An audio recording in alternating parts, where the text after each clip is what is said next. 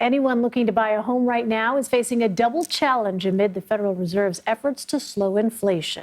According to a new report, the impact of rising interest rates on new mortgages has put home ownership beyond the reach for many.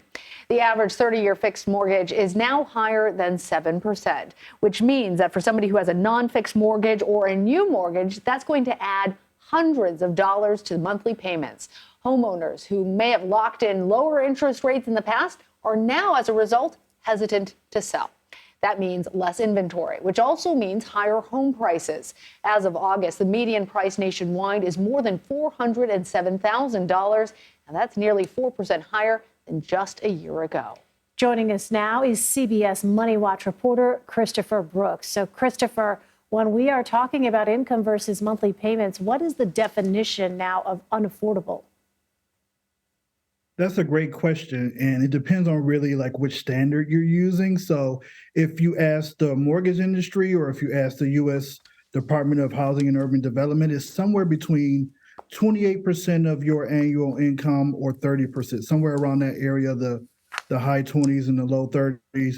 But what's significant about this data that just came out is it's showing that if you get a house today, factoring in your mortgage payment and your property taxes, you got to get homeowners insurance, you'll end up paying somewhere around 35% of your annual income to afford a house. So that's way, way higher than what normal standards would consider affordable. Yeah, and I have to imagine, Chris, that there is a differential among different demographic groups. Is that true? Are there some that are being harder hit by the lack of affordable homes right now?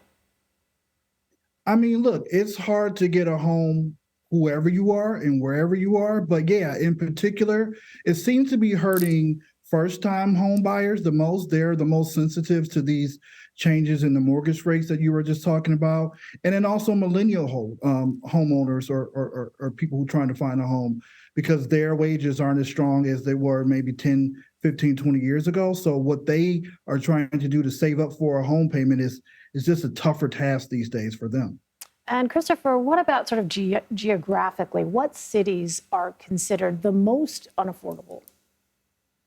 So you're mostly talking about cities out west, the largest cities in California and somewhere across the Sun Belt. So we're talking about like Phoenix, Arizona, largest cities in California, Los Angeles, Orange County, San Diego. And, we've known for quite a long time that the housing market out there has just been astronomical with $1 million houses. So that's where you're going to find the most difficult time trying to get a home, especially if you're going in it by yourself or you as a couple.